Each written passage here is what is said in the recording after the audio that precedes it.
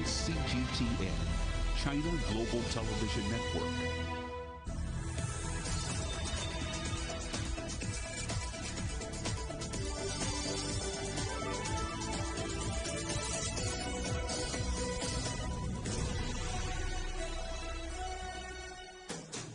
Live from London, this is Global Business.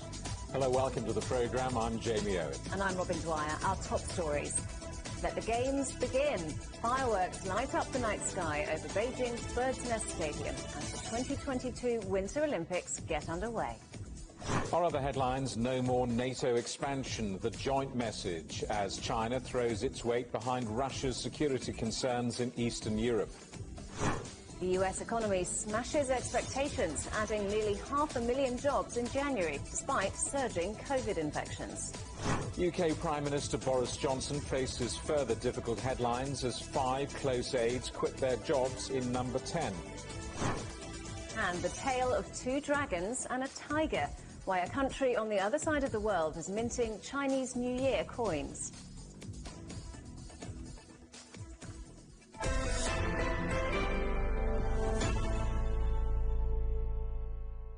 The 2022 Winter Olympic Games are underway in China after a spectacular opening ceremony in Beijing. Nearly 3,000 athletes from around the world have gathered in the Bird's Nest Stadium. China is making history as Beijing becomes the first city to host both Summer and Winter Olympics. Competitors were welcomed by China's President Xi Jinping, who said the country would deliver a splendid Games. Our correspondent Zheng Yibing watched the opening ceremony in Beijing. Ceremony, the 32 dignitaries and 18 world leaders were present for the opening ceremony, including Chinese President Xi Jinping and Russian President Vladimir Putin, and heads of the international organizations like the UN Secretary General Antonio Guterres and International Olympic Committee President Thomas Bach witnessed the ceremony. With the idea of holding a simple and excellent Winter Olympics, the ceremony did not spend huge costs inviting celebrities to perform. And new technologies are applied this time to present the stunning visual and that kind of effects. The biggest moment during the show is the lighting of the Olympic plane in the cauldron. And the lighting itself is the last leg of the 3D Olympic torch relay with the aim to pass on light and hope to people around the world. And from today, Beijing has become the first city of the dual Olympics in the world. Asked the IOC President Thomas Bach yesterday during a press conference that how does he interpret the Olympic new model together? He said that togetherness will be the reflection in Beijing 2022 on the unity of the Games and athletes, and many challenges can be solved. Zheng Yibing reporting from Beijing. United Nations Secretary General Antonio Guterres is among those attending the Winter Games opening ceremony. He said the Olympics is exactly what the world needed after the coronavirus pandemic. I would like the world to be more united. I would like the world to be more equal. It's a long road, but it is a road that we are able to run, like in the Olympics, together. To have everybody that will be seeing, that will be living, that will be feeling the Olympic Games, and makes people enthusiastic everywhere, seeing their athletes, seeing their heroes, seeing the people they appreciate. Russian President Vladimir Putin is in Beijing for the Winter Olympics and has held talks with China's President Xi Jinping. The crisis in Ukraine, Russia's build-up of troops in the region, and the diplomatic tension for Western allies is likely to have dominated discussions, with Moscow seeking support from Beijing. Let's talk now to our correspondent Julia Chapman in Moscow. Julia, we've just had some details on what was discussed. That's right. There was a joint statement released by Russia and China after the 2.5-hour talks between President Vladimir Putin and Xi Jinping, and it reiterated that Russia and China are deepening their cooperation, saying that they worked to coordinate foreign policy positions They denounced sanctions and trade wars as a tool of leverage, as well as human rights. They also said that democracy should be defined by the citizens of any particular nation. And this idea that was reiterated many times by Russia in recent weeks was supported by China, that no country should be able to strengthen its own defenses at the expense of the security of another. That's what Russia is accusing NATO countries of doing and warning that Ukraine should not do by trying to join NATO. Now, China has expressed support and understanding for Russia's security demands. Of course, it's also expressed support for Ukraine's sovereignty and urged a de-escalation, a peaceful solution to the crisis over Ukraine. It also doesn't recognize the annexation of Crimea that Russia carried out in 2014. But there were plenty of areas where the common interests of Russia and China did overlap, and one of them was certainly in the business world. There were 16 deals signed by Russia and China today. 4 of them were commercial agreements, most notably a 30-year gas deal, and this is what President Putin had to say about that. It's a steadfast advance to our mutual goal of a $200 billion trade turnover, and I am sure we will reach this point. Our oil producers had prepared a very good solution on hydrocarbon supplies to China, and we've made another step forward in the gas sector. The new deal to supply China with 10 billion cubic meters of natural gas from our Far East. And Julia, Russia denying the latest US reports that a so-called false flag operation is being planned in Ukraine. That's right. The United States says that it has intelligence that Russia was, among other scenarios, planning to create a video outlining a fake attack by Ukrainian forces, either on Russian territory or on the Russian-speaking population of Ukraine, aimed at being a pretext for a possible invasion. The Russian Foreign Minister, Sergei Lavrov, has dismissed that as nonsense and crazy, but the United States says that it is making this information public to avoid it becoming a scenario that is indeed chosen. Other deterrents are still being used as well. There are threats of sanctions still hanging over Russia if it does invade Ukraine. The European Commission President Ursula von der Leyen saying that there could be penalties on the Nord Stream 2 pipeline, despite some German reticence. But also diplomacy is still continuing as well. Emmanuel Macron, the French president, will be the next to visit Moscow. He's coming on Monday, hoping that he can have some influence on de-escalating the situation.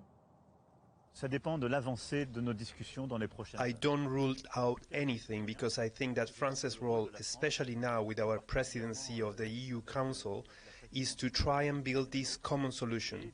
There won't be order, security and stability for Europe if Europeans don't have the ability to defend themselves and to deter threats, but also if they don't have the ability to build a common solution with all our neighbors. Et s'ils n'ont pas aussi la capacité de construire une solution. The leaders of the Baltic states have also been meeting today to discuss security issues. These, of course, being former members of the Soviet Union, now all NATO members, watching the situation with Ukraine very closely and saying that they are preparing for any eventuality. Julia, thanks very much. Julia Chapman there in Moscow. Well, as Julia mentioned there, Germany's Chancellor is due to discuss Ukraine with US President Joe Biden in Washington next week. They'll talk about possible sanctions on Moscow in coordination with France and other European allies. The US State Department said the Nord Stream 2 gas pipeline between Russia and Germany would not become operational in the event of an invasion by Russia of Ukraine. Meanwhile, people are continuing to flee their homes in eastern Ukraine at the threat of conflict. The Norwegian Refugee Council is warning of a surge of displaced people. CGTN's correspondent Natalie Carney has been to a once flourishing community, now one of Ukraine's growing number of ghost towns. Marinka used to be a suburb of the city of Donetsk until that city fell into the hands of pro-Russian separatists. Marinka now sits on a conflict line, which has pushed those who can to move away from the danger and find better economic opportunities. There is a huge difference from how things were before and what we have now. People have had their houses destroyed.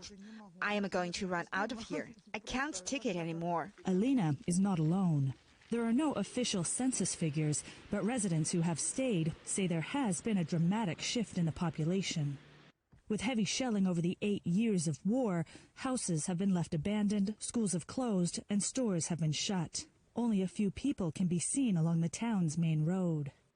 Like many frontline communities, the population of Marinka has dropped substantially since the war began. According to one international aid organization, renewed conflict in Ukraine would spark massive displacement, leaving communities such as Marinka potential ghost towns. The tensions between Moscow and the West over hundreds of thousands of Russian troops on Ukraine's borders have raised concern of fresh violence. This could force 2 million people living on both sides of the conflict line to flee. In sharp contrast to the war-weary streets of Marinka, a community center offers children a temporary escape from their daily reality. Some, like 7-year-old Liza, have only known war. I love singing because I learn new songs, and sometimes I write my own songs. Yet nowhere is safe. The center has been shelled in the past from Donetsk, which is so close it can be seen from the windows.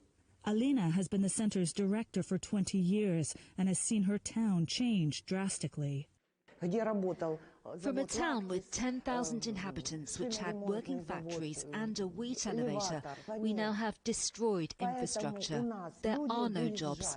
There's not much to do and people are still leaving.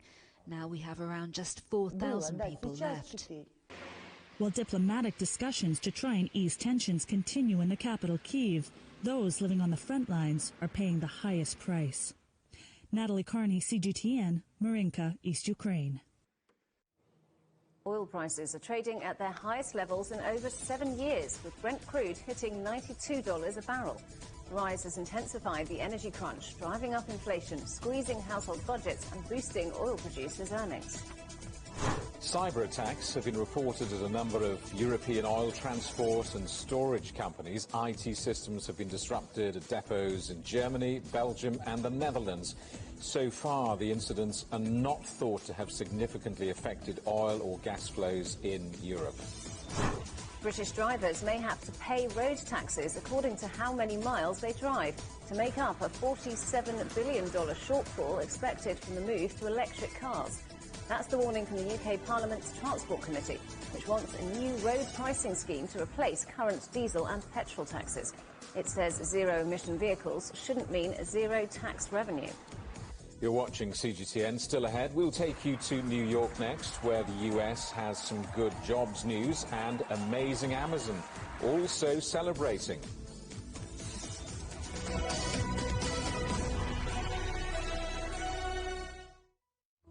Search CGTN Europe wherever you get your podcasts to subscribe to The Agenda podcast. The Agenda with me, Stephen Cole, always gets to the heart of the story. Just subscribe today and listen now. Events have consequences. Words create impact. One more offensive in a long line of battles that's been ongoing for more... Just got to be careful here with some gunshots. Excuse us, excuse us. The world today matters for your world tomorrow. The number of casualties is growing quickly. Why, this is one of the hardest hit towns in the region. The world today, every day on CGTN. Facing the unknown is always difficult. In a world in turmoil, it's easy to lose orientation. But when the storms come, we have to see the possibilities, reinvent, find new opportunities, discover a path forward. CGTN. See the difference.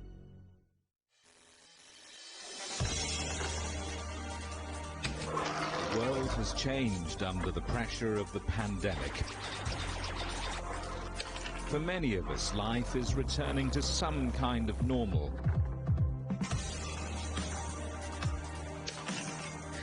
As we're adapting to changes in all of our lives, let Global Business Europe be your guide to the new normal. Join us weekdays on CGTN. Beijing, China's capital and its cultural nerve center. a modern metropolis with traditional roots. And now it becomes the first city in the world to host both Summer and Winter Olympics. After 14 years, the biggest sporting extravaganza returns to Beijing. Thousands of athletes from around the globe will compete in over 100 events at 3 zones. Cheered on by over 1.4 billion Chinese citizens and millions abroad. CGTN will bring you a ringside view of the historic event. 2022 Beijing Olympics, the games that matter on CGTN. See the difference.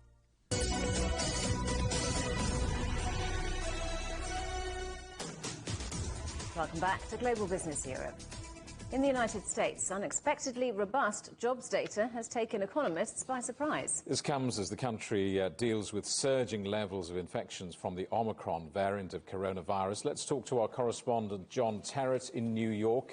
John, well, a bit of a surprise on this US jobs news. It's not entirely clear whether it's all good or all bad. Tell us more. No. Well, I'm glad you couched it in those terms, Jamie and Robin. I really am, because I think there's something wrong with these numbers. On the face of it, they're great. But listen to the background story. The background is that economists literally did not know which way this was going to go, whether there was going to be job increases or job losses in January. And many of them were literally throwing up their hands in despair because they didn't know. And we based this on the fact that the ADP jobs report that came out on Wednesday, which is the private job report, said that in January, 301,000 private jobs had been lost. And there are doubts now about this number because I've been talking on air about the possibility of a big jobs shock, meaning job losses. And there are doubts in these figures because they've changed the way they calculate the numbers. Yeah, you see, that old trick. Let's change the way we do the numbers, shall we? Now, to be fair to the Labour Department, they do this on a regular basis, and I think they do it at the top of every year. So it's not completely unusual that they should. But certainly to see 400+ thousand jobs added when we were very worried that we were going to lose jobs does, I think, ring some alarm bells. Of course, Omicron was the real depressant here because it kicked in America on the 26th of November. And, of course, we had to live with it throughout the entire Christmas period. So the number is, apparently we added 467,000 jobs, and the unemployment rate went up to 4% from 3.9. But listen to this. Construction lost 5,000 jobs. Well, fair enough. But then leisure and hospitality, one of the biggest gainers, really? In the middle of an Omicron crisis? I don't think so. Professional job, really? People are not going back to offices. Business services, really? I mean, it just doesn't ring true, does it, when you think about it? Now, wages were up 0.7% in January, 5.7%, almost 6% for the year. And then they revised upwards the figure for November and December, adding another 709,000 jobs. I mean, people here are saying you've got to be careful. We may be, because it's happened before, that the numbers don't turn out to be quite accurate. And we'll have to see where we are in February or March. But on the face of it, yes, very good news. And President Biden is about to make some kind of address to the nation on that very topic. Guys? John, we may cross over to President Biden if he starts speaking on our watch. Meanwhile, let me ask you about Amazon, because celebrations there on the stock soaring. We can be sure of that. Well, we can, but we have two very different stories going on here as well. First of all, Amazon. You're absolutely right. Jeff Bezos rubbing his hands because he's, the amount of money he's worth has gone up exponentially in the last 24 hours. Amazon is having its best day ever with an increase of around 12% right now. Amazon shares $3,114 each. They had a stellar fourth quarter. It was the cloud what did it. That was up 40%, AWS, their cloud business, advertising as well. They've just put the prices up over at Prime, so I think all that helps. Interestingly, with Amazon, the e-commerce division, which is the bit that we interact with them over, whereby we buy stuff on the website and then they send it to us via the logistics services, that was actually down a little bit. And the reason for that is that big names like Walmart, which is the biggest employer in the United States, Amazon is the second, and Target, and even mom-and-pop businesses on the high street, on Main Street, they're getting the hang now of doing what Amazon does, which is to let you order on a website and then deliver via a logistics service. So Amazon most certainly having the best day ever. On the other hand, Facebook having the worst day ever, and we know that because the Pinken tells us so. Look at this. Facebook lost $226 billion yesterday. Of course, it's only on paper. Please remember that, boys and girls. It's only on paper. But they did that. And the Pinken gives us all these other companies. This is Apple, Microsoft, Saudi Aramco, the oil company, Amazon and Tesla, who've all had biggest one-day drops ever. But this is the biggest ever. And the reason, it turns out, is that, remember Apple changed the privacy settings on the iPhone so you could opt out of being followed? Well, that's hobbled Facebook. TikTok is eating Facebook's lunch. Mark Zuckerberg actually is pictured here looking very worried, and it's all to do with TikTok and Snap Inc., which are catching up. Having said that, remember, they did still make millions of dollars yesterday, just not as much as Wall Street had hoped, and the fact they put on no users at all is a bit of a worry. Guys? John, good to see you. Thanks for that. John Terrace, our correspondent in New York. Well, some more bad news for Facebook. UK authorities have fined parent company Meta $2 million over its purchase of Giphy, a gift-sharing platform. British regulators said Meta has failed to alert them in advance of key staff leaving the company while an investigation into the merger was underway. UK authorities have instructed the companies to reverse the deal, a ruling Meta says it will appeal. Should Hungary keep its currency or switch to the euro? That's the big question, taking centre stage ahead of the country's general election in April. The political opposition says it will swap the forint for the euro within 5 years. But is that realistic? Our correspondent Chris Jones reports. It's a topic that has divided the nation for 2 decades. Hungary joined the European Union in 2004, and since then economists have argued over whether it should join the Eurozone. But in order to adopt the euro as the official currency, a country must meet certain criteria, specifically the Maastricht criteria. Peter Akos-Bod is an economist and former governor of the Hungarian National Bank. He told me that Hungary has routinely failed to pass the EU's test. Inflation is too high in Hungary.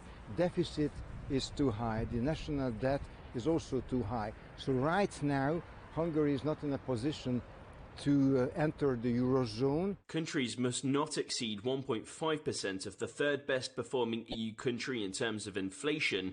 In this case, it's Finland at 3.2%. Hungary's rate is 4.2% above this benchmark. Government debt must not exceed 60% of GDP. Hungary's debt is currently 6.3% too high. And the long-term interest rate should not outstrip the 3 best performing member states by more than 2%. Hungary's rate is 3.9% too high. So even if it wanted to, Hungary couldn't currently join the Eurozone. But that's not stopped the government's political opposition from pledging to adopt the euro in the next 5 years, should it win in April's general election. And that's not something that the public here in Hungary is necessarily opposed to. According to Eurobarometer, 2 out of 3 Hungarians would welcome the euro. But some sceptics argue against leaving the forint and point out that before the COVID-19 pandemic arrived, the Hungarian economy was growing. Until 2020, the National Bank could save the purchase value of Hungarian salaries with a monetary policy independent from the European one. If we would have had to meet EU regulations, the National Bank wouldn't be able to be so flexible and quick, and we wouldn't have reached 5% economic growth. Prime Minister Viktor Orban and his government remain cautious about adopting the euro. He says keeping the forint helps his country stay open to trade with other countries around the world, such as China, for example. So, if Orban wins April's general election, it could be some time before the debate over Hungary's currency surfaces again. Chris Jones, CGTN, Budapest.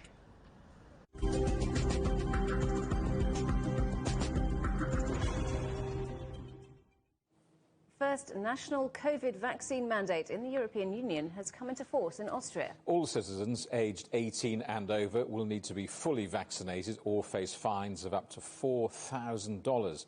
Johannes Pleschberger reports now from Vienna. The vaccine mandate marks the beginning of a dictatorship in Austria. That's according to these protesters. For months now, tens of thousands of those who've chosen not to get the jab have regularly come out onto the streets to protest what they call an oppressive vaccination requirement. One of them, 57-year-old journalist Reinhard Jesionek, could soon face penalties of up to $4,000. I will receive a fine sooner or later. I will do what all the other people do. I won't pay it.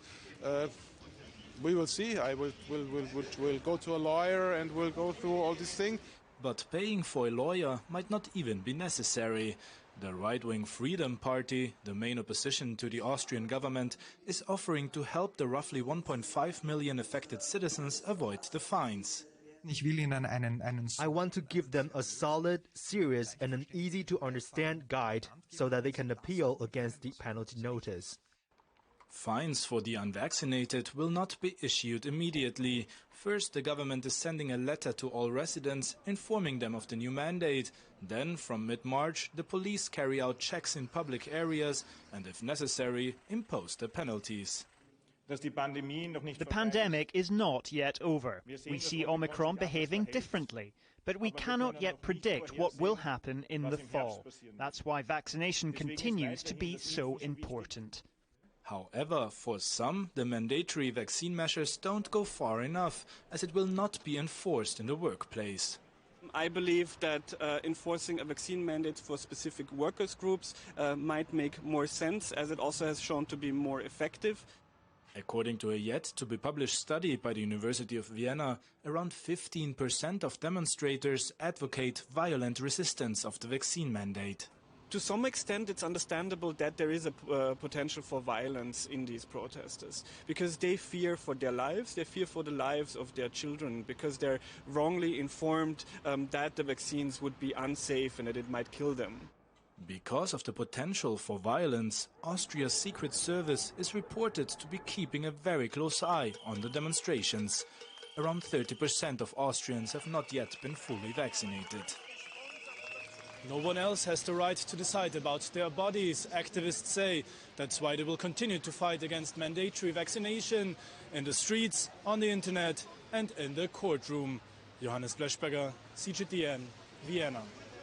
Rural hospitals across America are being pushed to the brink because of the pandemic. Staffing shortages are causing labour units to shut, forcing expectant mothers to travel up to an hour away to deliver their baby. Our correspondent Tony Waterman reports now from Texas.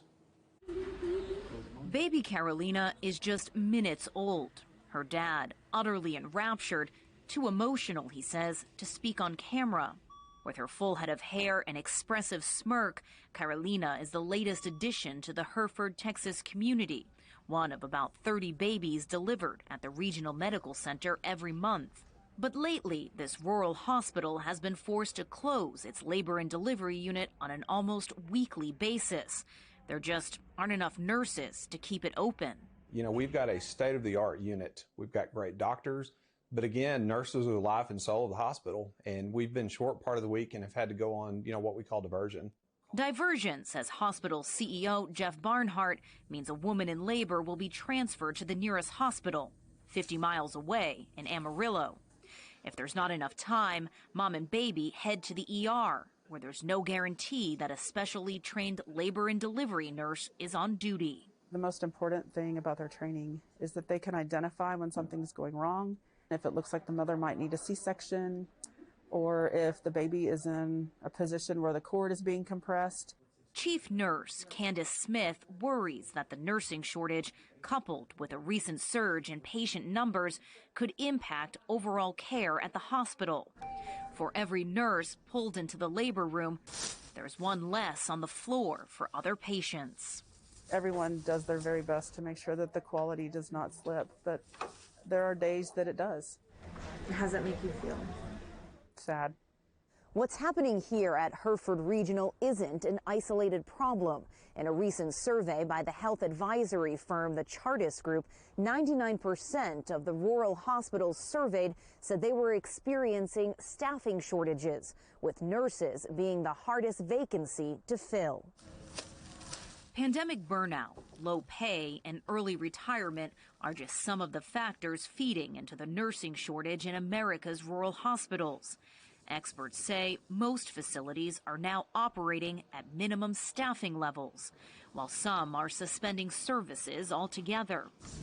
Some fear things could get even worse now that a new federal vaccine mandate for healthcare workers has taken effect. We've got less than 50% of our nursing staff in rural America vaccinated. I don't think anybody I talk to in the space, whether they are hospital executives or policymakers, expects it going to be anything other than harmful. Hereford Regional CEO Jeff Barnhart shares the concern, even though 86% of his staff is already vaccinated or has filed for an exemption. The focus now, he says, is on getting the outliers jabbed and on recruiting more nurses incentivized with higher pay. Still, he expects the labor and delivery unit closures to continue. The one thing he doesn't want, though, is to shut it down completely. The thing about it is we're in a community that we've got a lot of young families here. We've got to continue to offer this service here. A service vital to this community's future, one baby at a time. Tony Waterman, CGTN, Hereford, Texas. You're watching CGTN, still ahead. 5 quit. Number 10. Some of Boris Johnson's closest aides resign their jobs in Downing Street.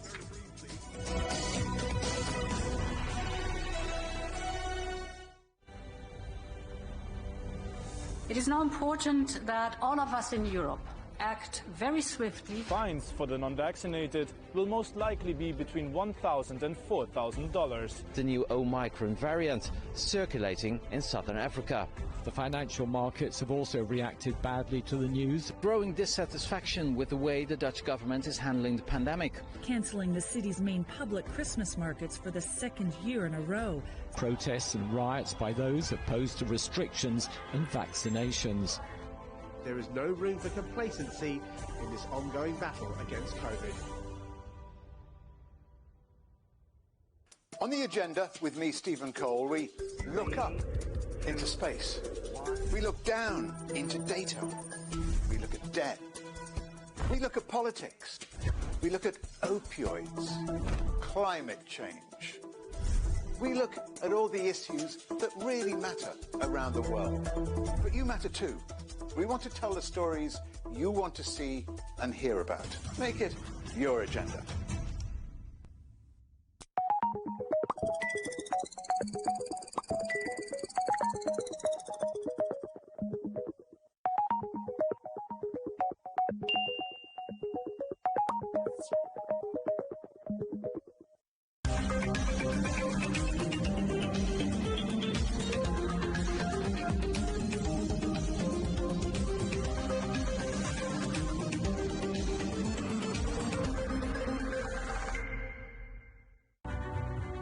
The agreement is signed.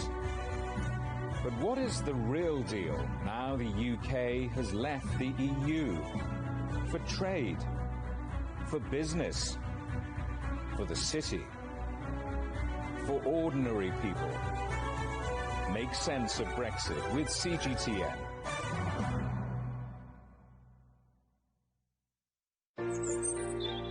Ever wondered what's the difference between a bear and the bull market? Where are the cash cows? And who are the lame ducks? And what exactly are black swans? Grey rhinos? And unicorn company? Make sense of it all with Global Business, only on CGTN.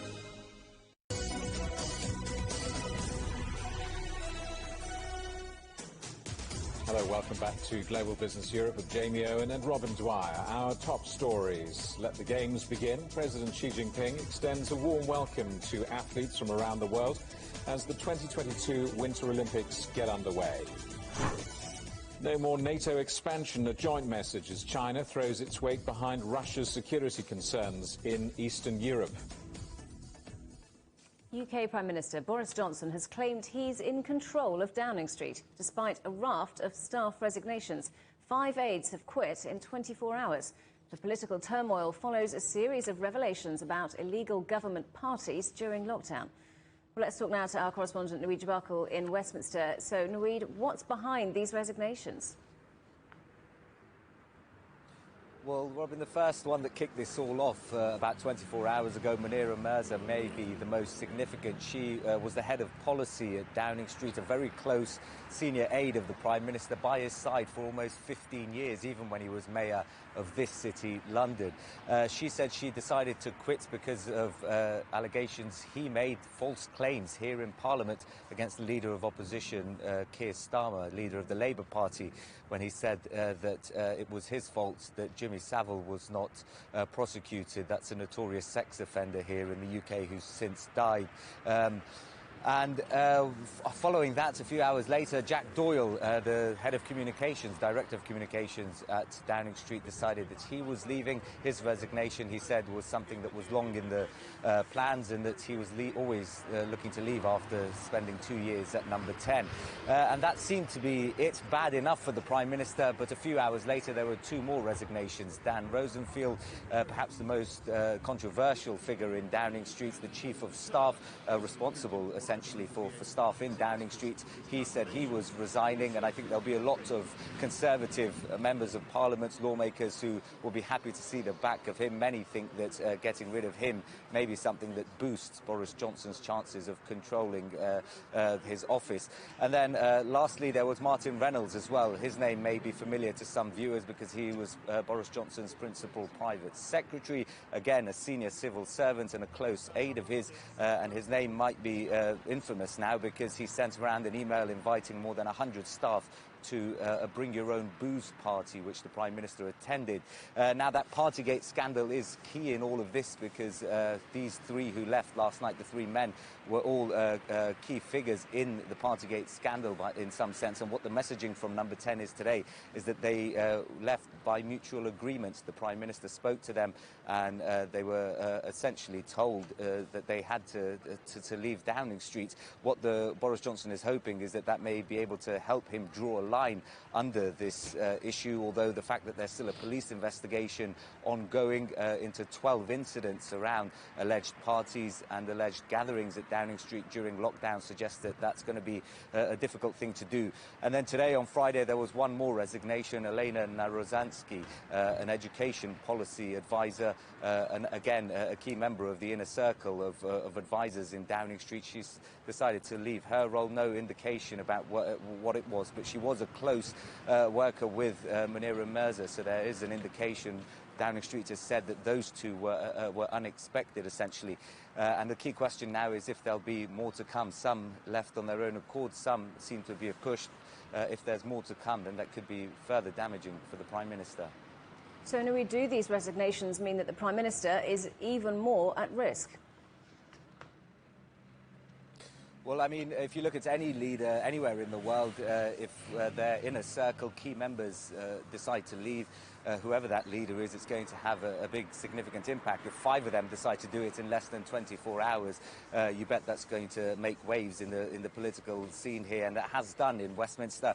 Although the fact that the Prime Minister has suggested his office, suggesting that 3 of these were asked to leave, as mentioned, I think they're trying to show, based on a report that came out in the last week or so by Sue Gray, an internal investigation into this Partygate scandal. She said there was a culture problem, a culture of too much booze and alcohol in Downing Street, and clearly a lack of leadership is what she called it. She even suggested that there needed to be a more formal structure in Downing Street, perhaps even a Prime Minister's office. Boris Johnson said he would respond to those, and it seems, according to Downing Street and key ministers today, close aides of Boris Johnson, saying that this is what he's doing, essentially. But the fact that 2 of these people have left unexpectedly does heap pressure and shows discontent within Downing Street about this entire scandal and the way that government is being run. The key question is Boris Johnson's Conservative colleagues, the lawmakers who essentially have the power to get rid of him. Another lawmaker in the last hour or so, Aaron Bell, has decided to ask for a vote of no confidence in the Prime Minister, saying his position has become untenable.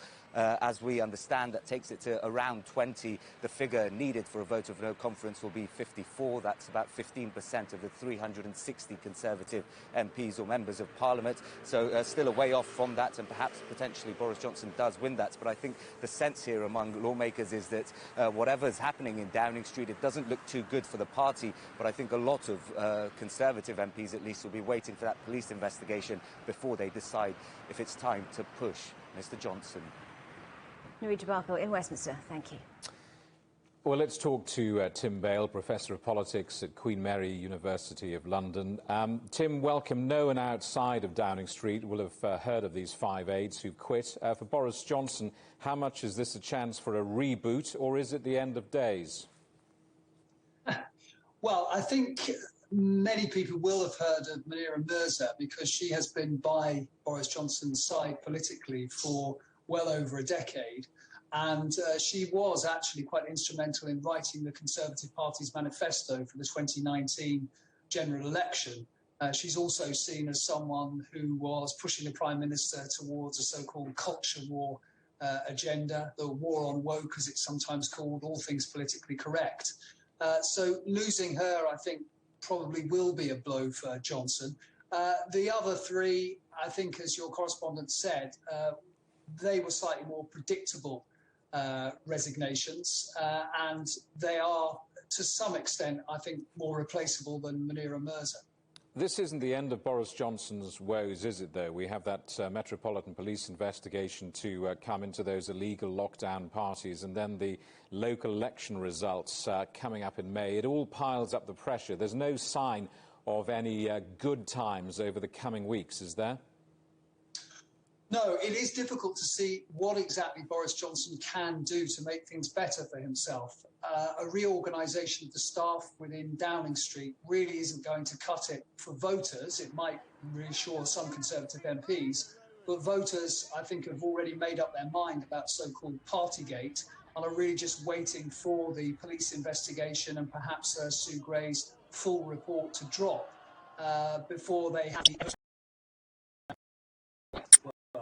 I think at that point, Boris Johnson is in a lot of trouble, and he might even be in a lot of trouble before then if photos emerge or if something leaks about the investigation. And we know from experience that the political system and indeed the police are quite leaky in this country. So it's perfectly possible that something could emerge even before then. We know that another Member of Parliament has submitted a vote of no confidence in the Prime Minister in the last hour or so. I mean, do you sense that an leadership challenge is imminent and underway?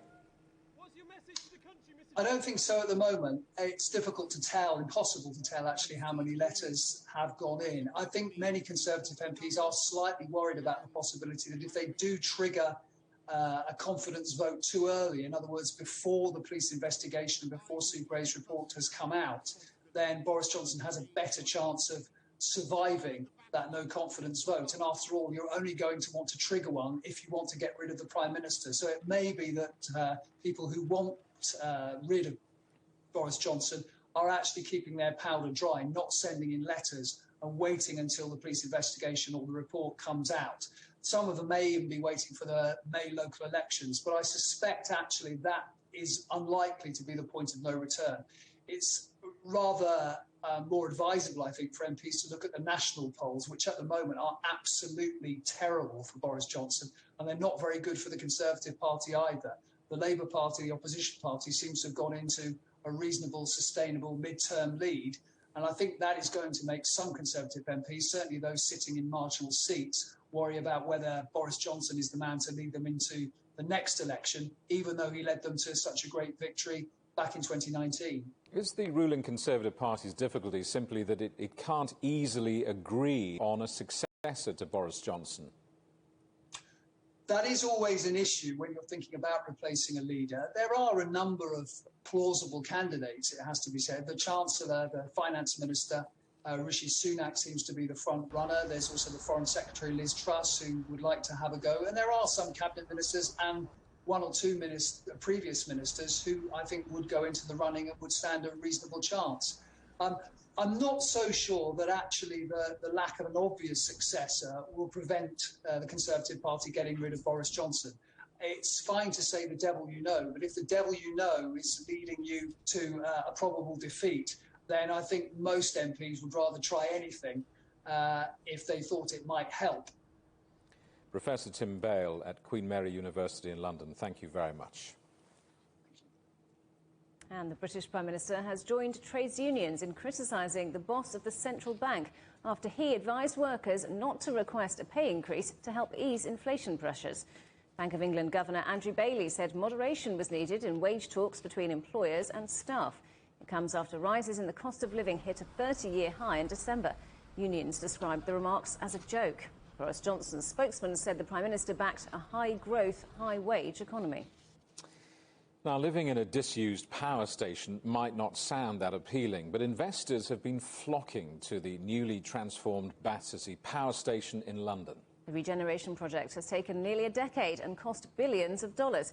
It's now home to 1,500 residents, scores of businesses, and is expected to create 20,000 jobs and become a leading destination for trade and investment. Our correspondent Juliette Mann has the details. Once called the Cathedral of Power, the imposing facade of Battersea Power Station is now the focal point of a new London neighbourhood. There was nothing here but an empty building, rusty pillars and a lot of pigeons.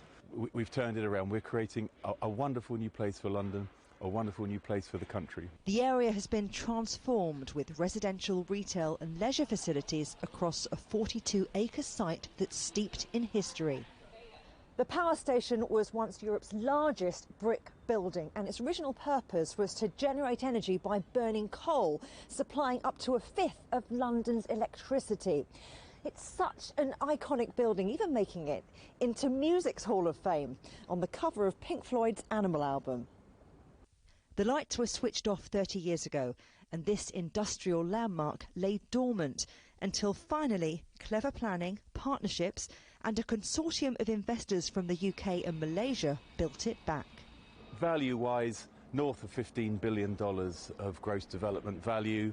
In terms of the workers on site, it's been over 4,000 people for coming up for 8 years now, and we're still going, and you might be able to hear a little bit of that noise behind us. In terms of volumes of materials, we have used 3 Eiffel Towers worth of steel in this one building alone. The scale of the development makes it one of the biggest investments in the UK.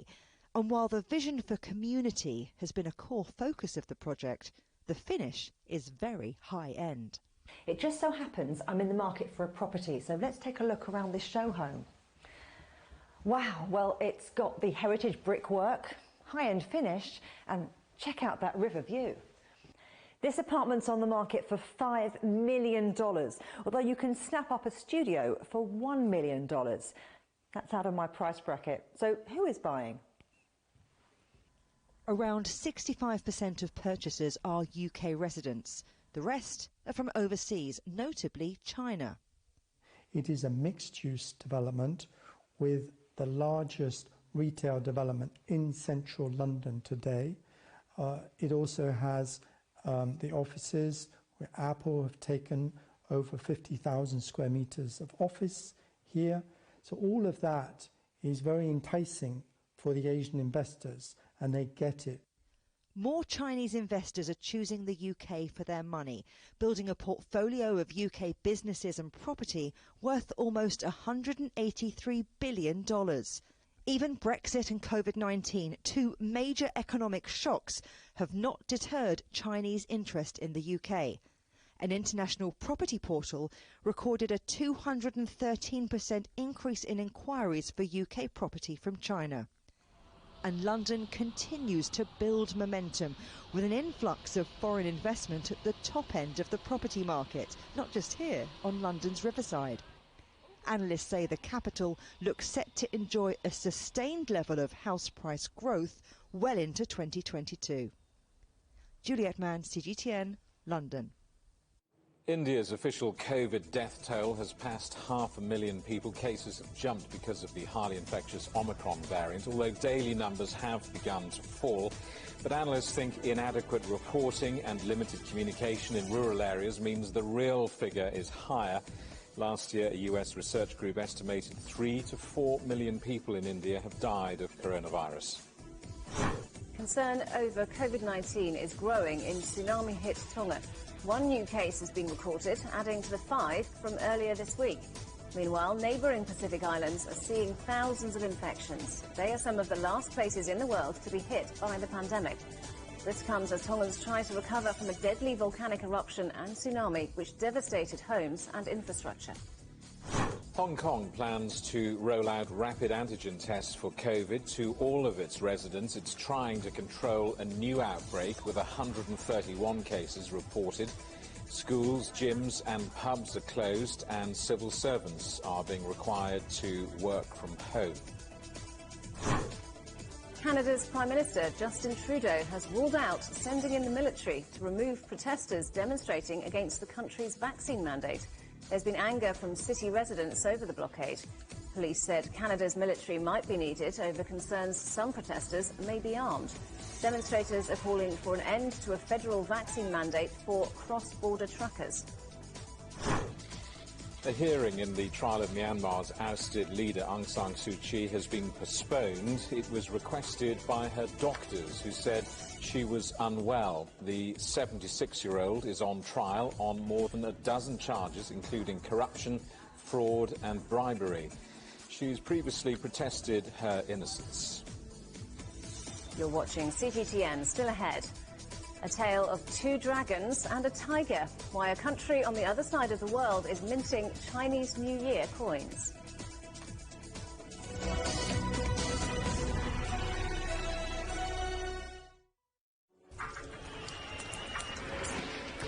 So this is it. I'm just about to be shot. Tents here. Bottles are being thrown as they do so. There are about 3 critical bridges here in Malawi. That's one of them. We're going to cross that bridge.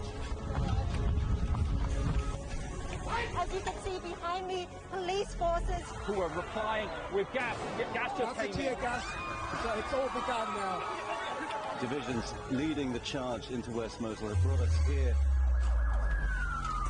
Just got to be careful here with some gunshots. This is where most of the fighting has been concentrated. It's the front line now after 9 days of fighting. We're about 2 to 3 kilometers from the front line. Within clear view of this front line position. Mari, what would you say is a good question?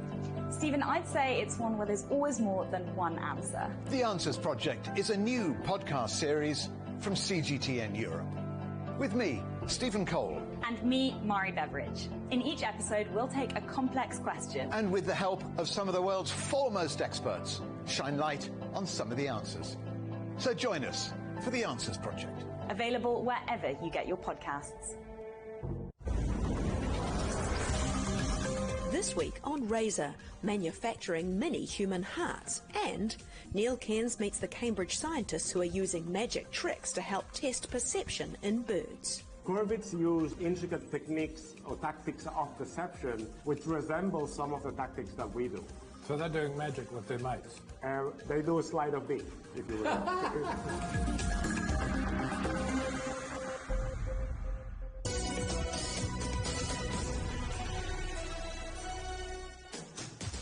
Welcome back to Global Business Europe. Europe.cgtn.com has all of the week's top stories from China. Here's a quick look.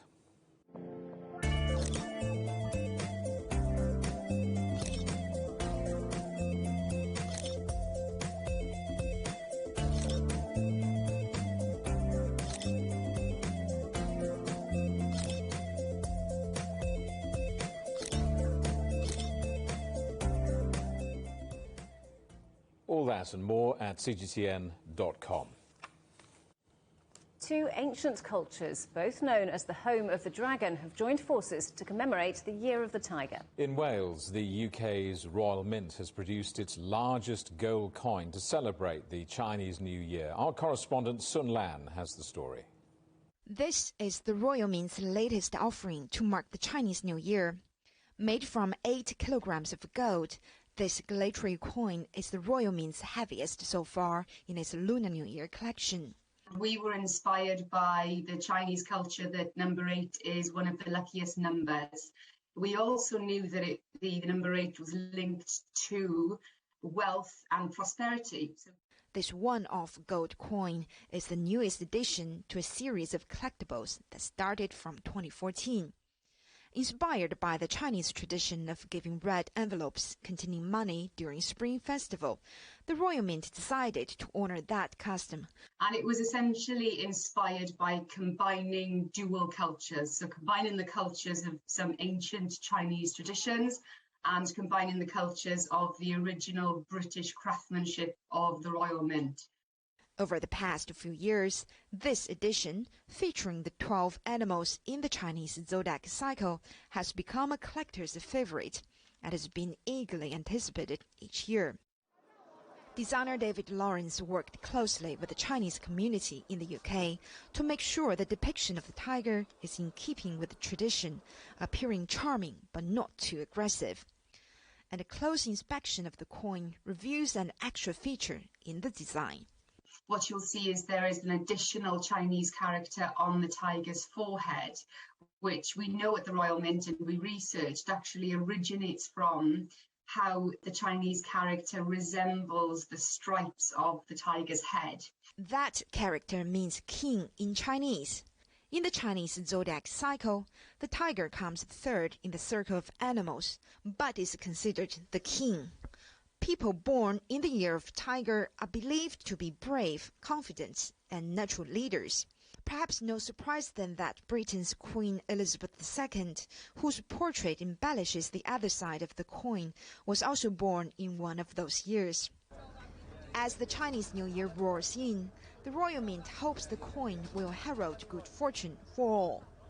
And we genuinely wish that the year of the tiger brings you prosperity and it brings you good health.